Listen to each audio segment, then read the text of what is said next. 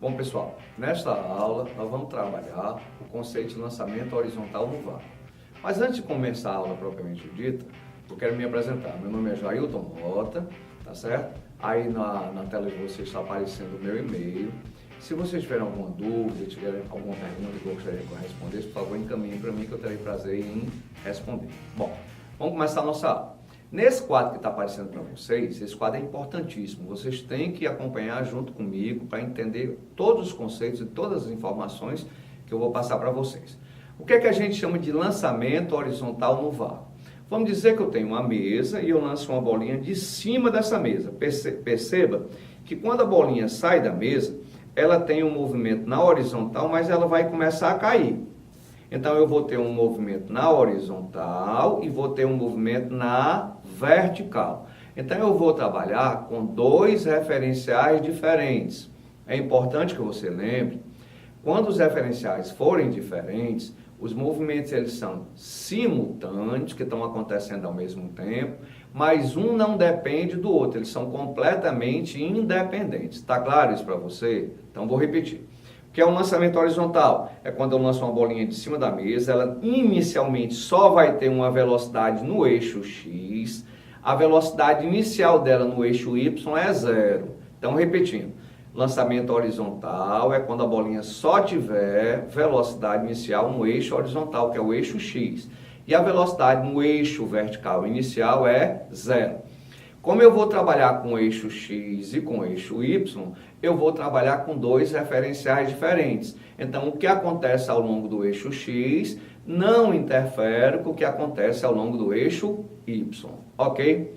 Se a gente prolongar o movimento, como você está vendo na sua tela, nós vamos ter em relação à Terra um arco de parábola, correto? Bom, então vamos lá. Vamos começar pelo eixo X. Se você olhar para o desenho que está aparecendo aí na sua tela, você percebe que a única aceleração que esse movimento possui é a aceleração da gravidade. E essa aceleração ela é vertical, está no eixo Y. Não existe nenhuma aceleração na horizontal. Como não existe nenhuma aceleração na horizontal, por inércia, a velocidade inicial horizontal vai continuar até a bolinha chegar ao chão. Tá claro? Então, não tem nenhuma aceleração na horizontal, então eu posso garantir que na horizontal o movimento é uniforme. Por quê? Porque na horizontal a aceleração é zero, não tem aceleração.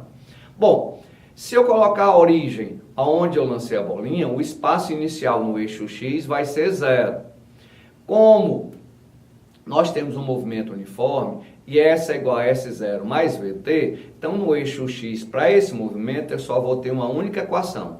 É S, ou X, se você preferir, que é o espaço horizontal, vai ser o espaço inicial é nulo, V0 vezes T. Então a única equação para o eixo X vai ser X, ou S, vai ser igual a V0 vezes T. Bom, agora vamos analisar o movimento ao longo do eixo Y. Lembrando que os movimentos são simultâneos, mas são completamente independentes. O que acontece ao longo do eixo X não interfere com o que vai acontecer ao longo do eixo Y. Lembrando a você que é muito importante em qualquer lançamento você estabelecer um referencial. Muitas vezes você erra porque você tem a falsa ideia que se eu lançar uma bolinha para cima, a gravidade é negativa. Se eu lançar ela para baixo, a gravidade é positiva. Pessoal, positivo e negativo depende do referencial que você escolhe, tá certo? Eu posso lançar uma bolinha verticalmente para cima e a gravidade ser positiva. Vai depender do referencial que você escolher.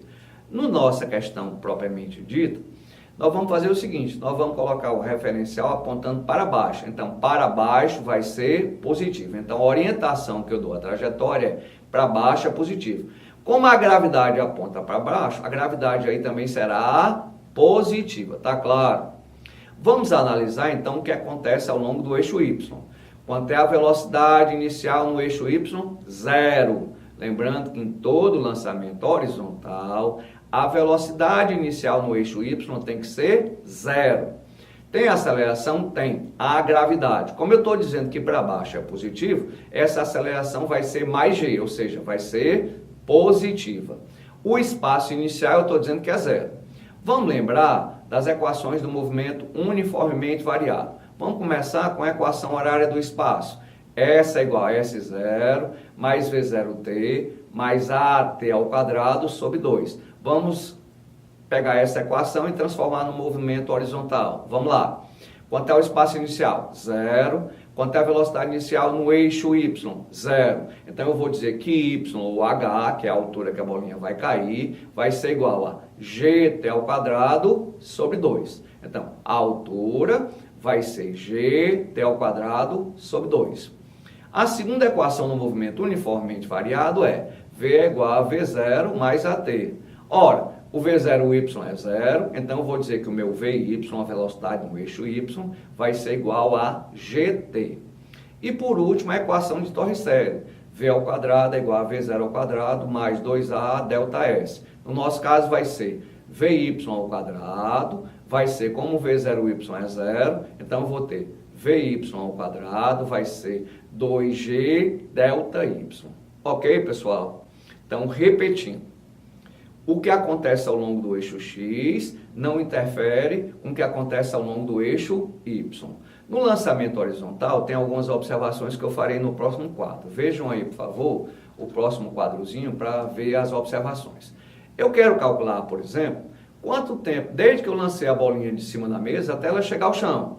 Bom, eu quero calcular o tempo de queda. Então, eu vou relacionar esse tempo de queda com a altura que a bolinha percorreu até chegar ao chão. Então, eu vou dizer que H é igual a GT ao quadrado sobre 2, onde esse T é o tempo de queda. Se eu substituir para descobrir o tempo de queda, eu vou descobrir que o tempo de queda é igual a raiz quadrada de 2H sobre G.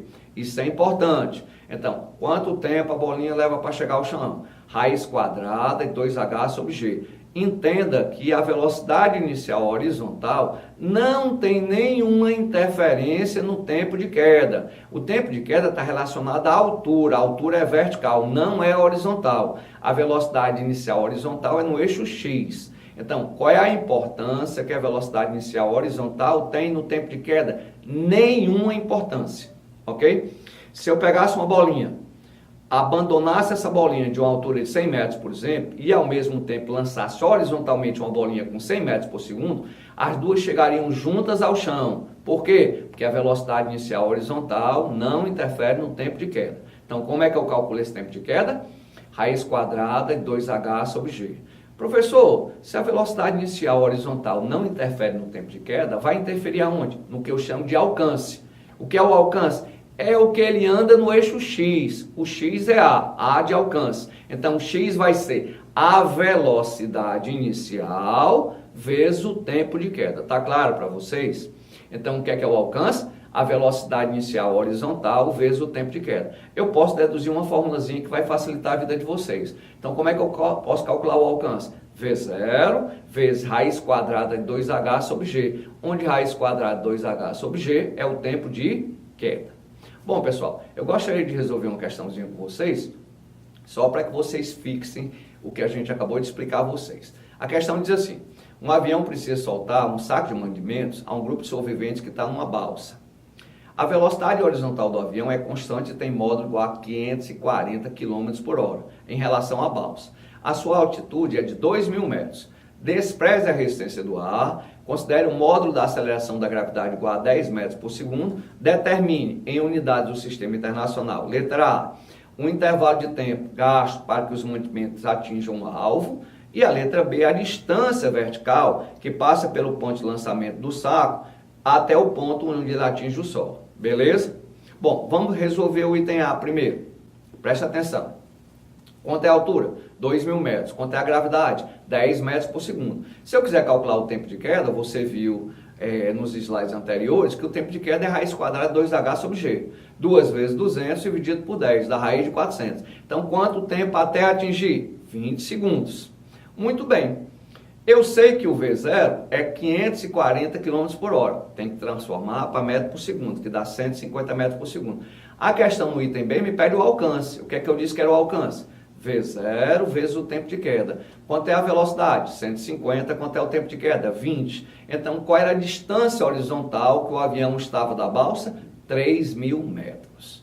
Pessoal, se vocês tiverem alguma dúvida, por favor, está aí aparecendo o meu e-mail novamente. Por favor, encaminhe para mim essas dúvidas que vocês possam ter, e é importante também que vocês acessem as mídias sociais da escola. Até a próxima, pessoal!